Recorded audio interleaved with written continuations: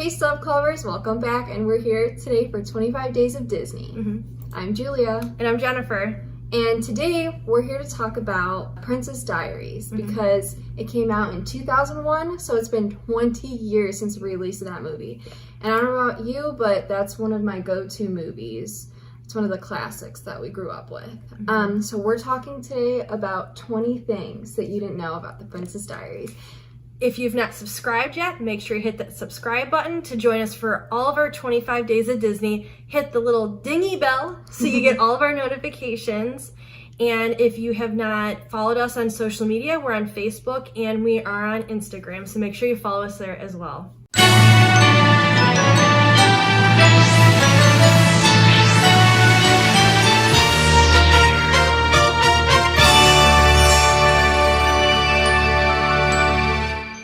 Let's get into talking about the Princess Diaries. So we're talking today about 20 things that you didn't know about the Princess Diaries.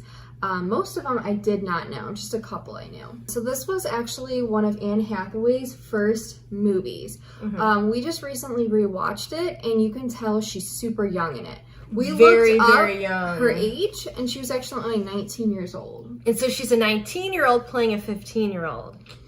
Yes, which they do all the time. I know, whatever. But it's interesting because as an adult, you don't think that, you know, that's their actual age and then that is their, you know, storyline age. Yeah, so she did have experience with acting in TV, but never a big, you know, film that made it to the big screen. We all know that the cat, Fat Louie, was a big part of the Princess Diaries movie. They actually had 4 different cats playing that role of Fat Louie.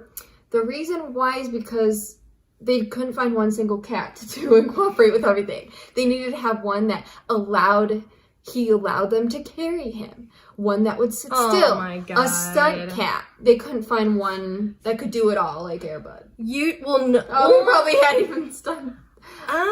Because the first Air Bud movie, that was, I think, mainly just the one dog. The other ones after he passed away. That's what I thought, at least they that had one other dog. ones. But usually that's what will happen. They usually will get several of the same animal that has around the same markings to do that, to play different things. But that, four cats. We need a stunt double cat. Moving on to the third, one of the cats was actually Anne Hathaway's real life pet. So that was pretty cool. Maybe she had one. She's like, oh. I'm wondering if it's the cat that would inspiring. let them pick them up.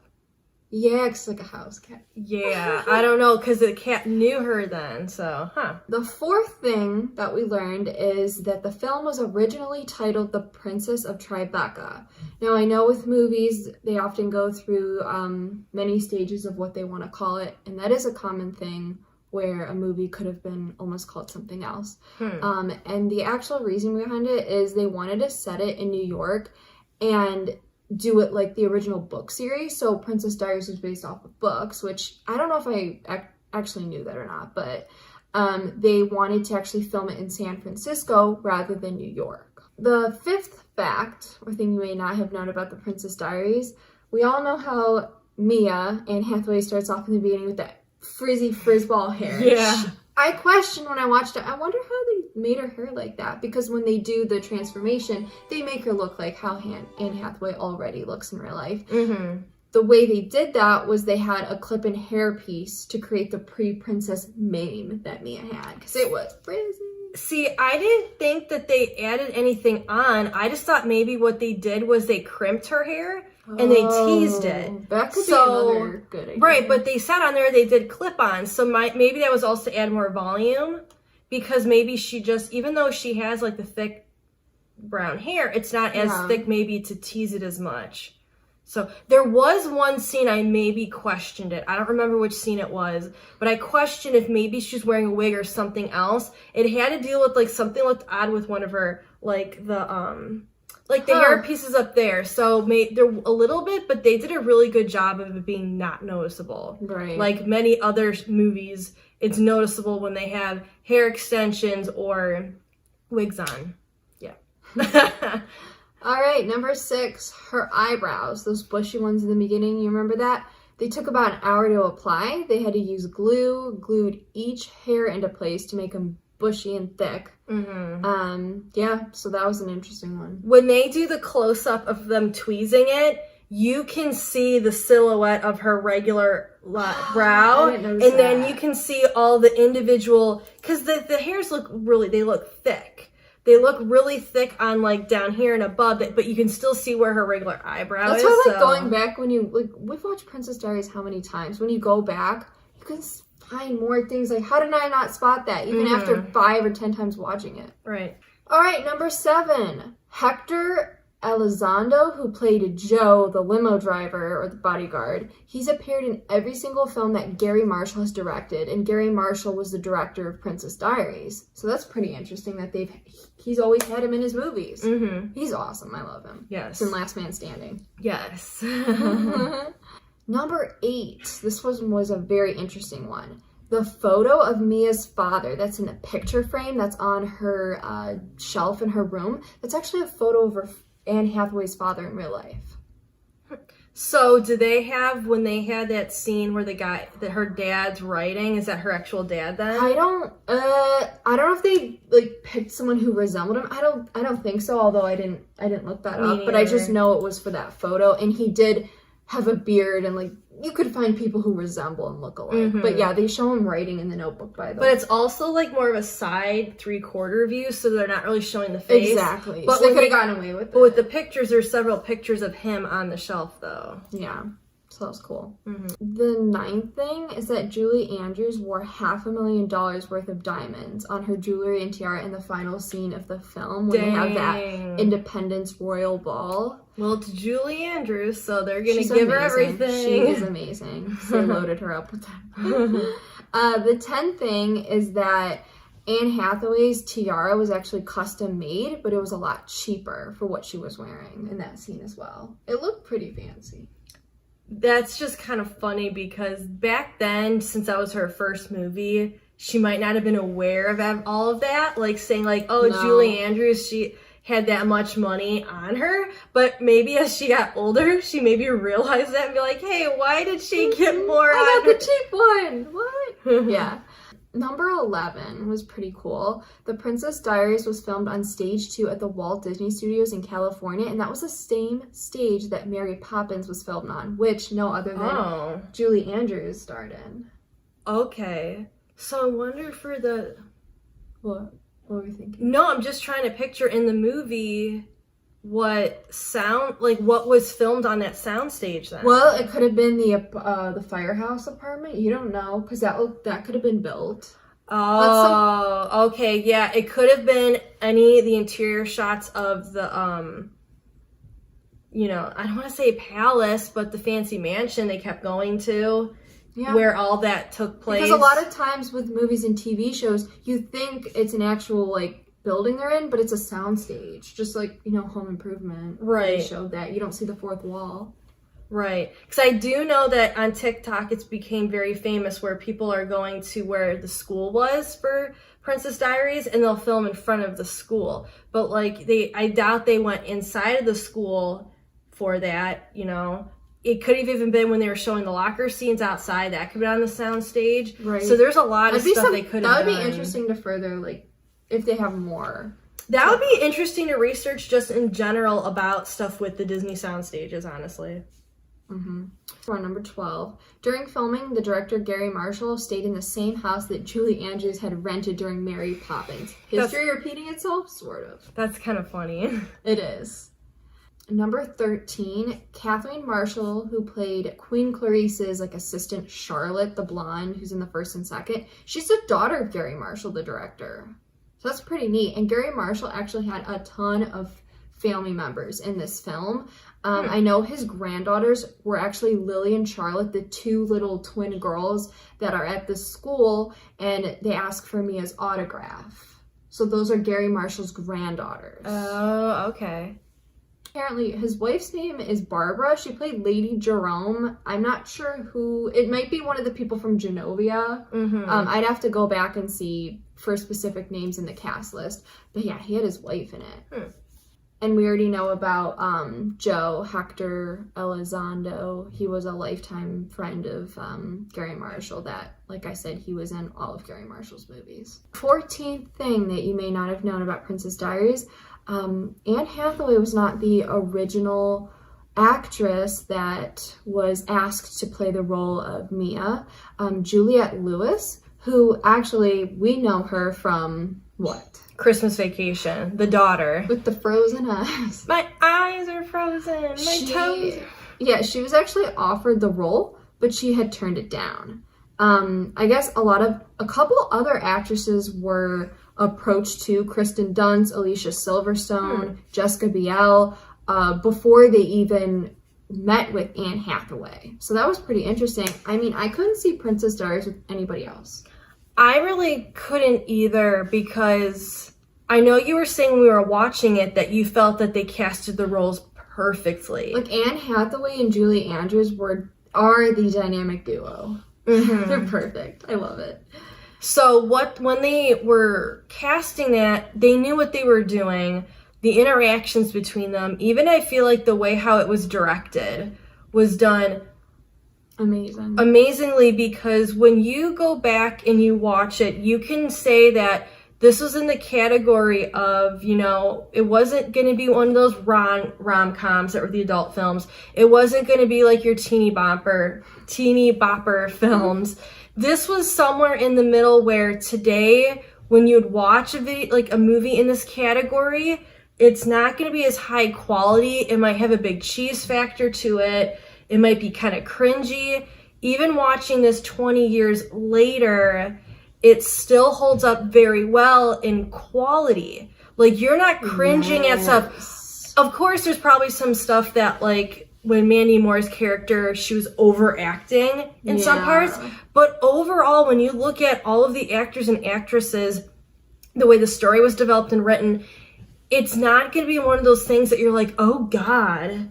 Or cringy, or not this scene. It was very well done, that I feel like it's still going to be a fan favorite for years, and I feel like it's a movie that a lot of people like that you don't hear a lot of people crapping on. That's the other thing. It's still one of the classics. Like, it's up there with A Cinderella Story. There's just certain movies in Freaky Friday that they're classics. Number 15, this kind of ties in with what we mentioned about Anne Hathaway almost didn't play the role.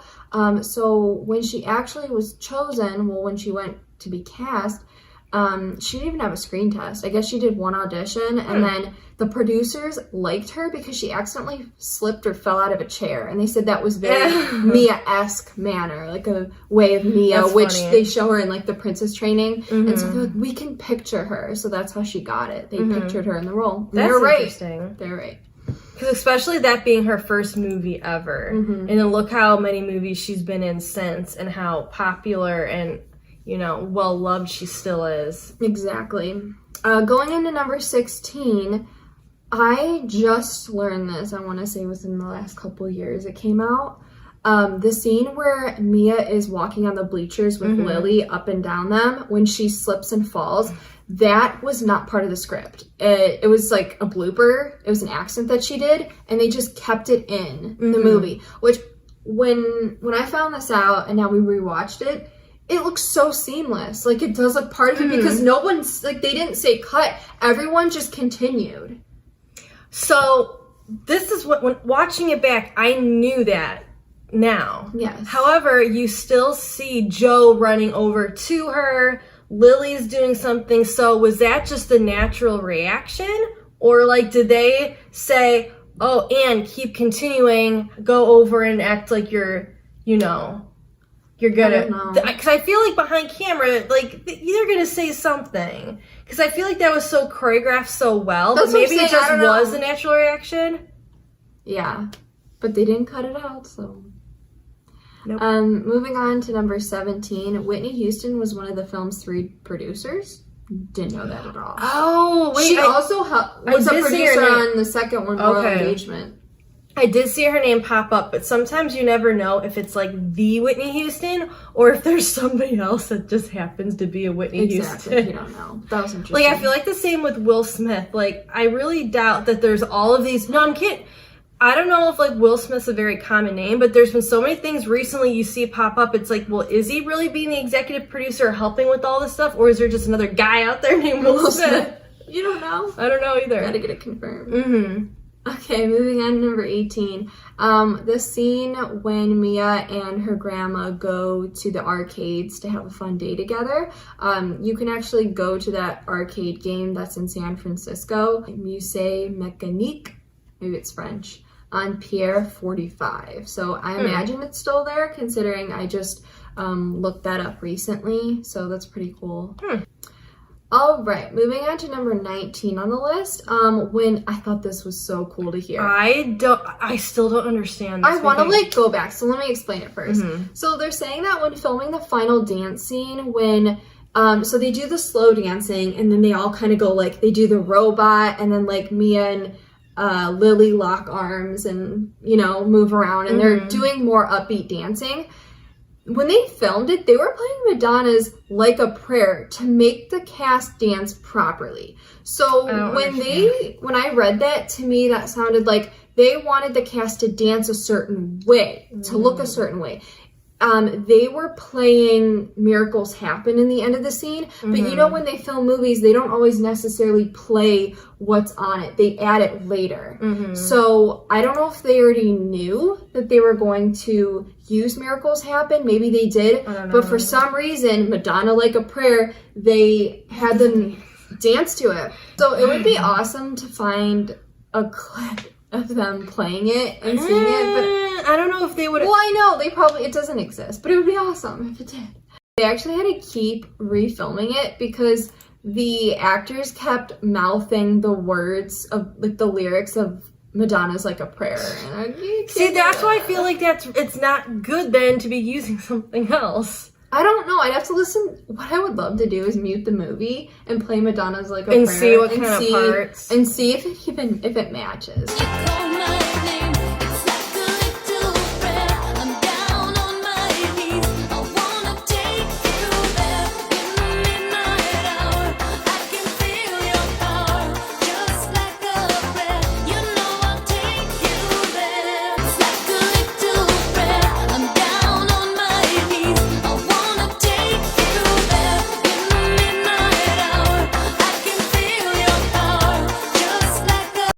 That's like one of the shocking things. I'm like, wait, what? And moving on to our last one, number 20. Interesting. Julie Andrews and Hector Elizondo, who played Joe, the limo driver and bodyguard, they worked together to conspire to have their characters be a couple. So that's making it sound like in the actual original script, he was just the limo driver, just the guard for her.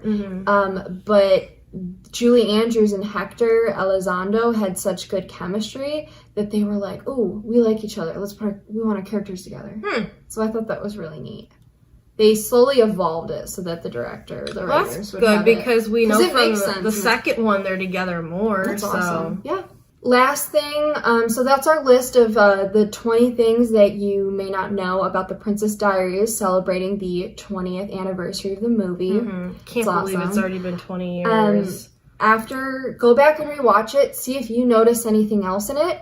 The only thing I know we probably wanted to make a comment on that made us laugh was in the school scene, there's an announcement, and what do they say?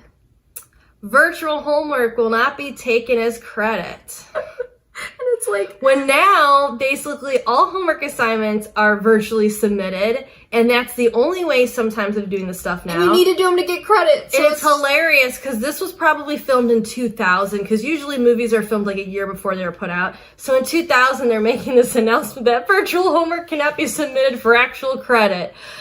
That's ironic. It was so funny. I love when movies, they always say like, "Oh, well, that didn't age well." I actually love that this happened because it makes you laugh. Look at the different time we're in right now. The other thing you could say maybe it didn't age well was how much they were like harassing and commenting on her looks.